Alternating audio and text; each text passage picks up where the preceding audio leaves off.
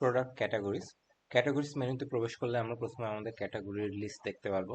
এখানে খুব সুন্দরভাবে সাজানো আছে প্যারেন্ট ক্যাটাগরি এবং চাইল্ড ক্যাটাগরিগুলো, সাব ক্যাটাগরিগুলো। তো এখান থেকে চাইলেই আমরা কোল্যাপস করতে পারবো এবং এক্সপ্যান্ড করতে পারবো।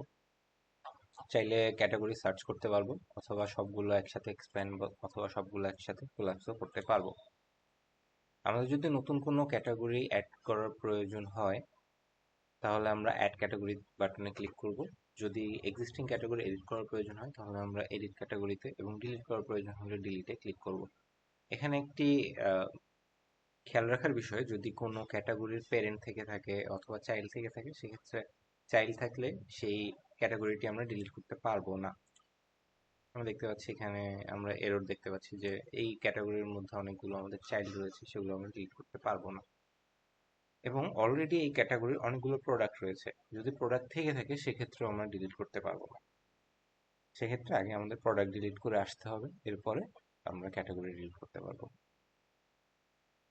যদি আমরা এডিট করতে চাই কোনো ক্যাটাগরি, আমরা এডিট বাটনে ক্লিক করলে এডিট করতে পারবো।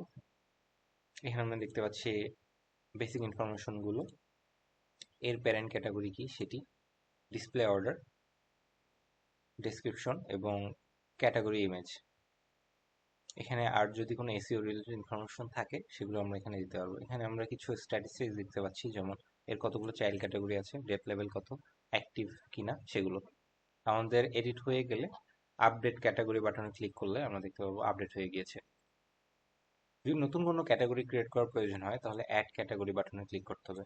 ক্যাটাগরির নেম দিতে হবে ডেমো।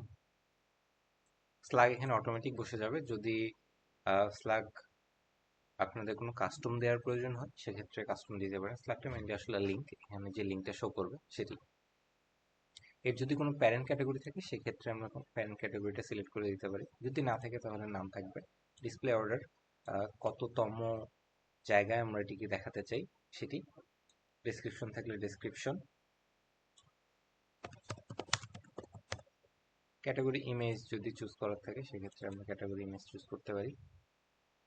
এসইওর জন্য যদি কোনো এক্সট্রা ট্যাগ ইউজ করার প্রয়োজন হয়, সেগুলো আমরা এখানে দিতে পারি। এরপর ক্রিয়েট ক্যাটাগরি দিলে আমরা দেখবো ক্যাটাগরিটি আমাদের ক্রিয়েট হয়ে গিয়েছে। এই যে ক্যাটাগরিটি যদি ডিলিট করতে চাই, এখান থেকে আমরা ডিলিট করে দিতে পারবো। যেহেতু এই ক্যাটাগরির কোনো সাব ক্যাটাগরি নেই এবং কোনো প্রোডাক্ট নেই, আমরা সহজে ডিলিট করতে পেরেছি। তো অন্য ক্যাটাগরিগুলো আমরা দেখেছি যে প্রোডাক্ট রয়েছে অথবা চাইল্ড রয়েছে, এই জন্য আমরা ডিলিট করতে পারিনি।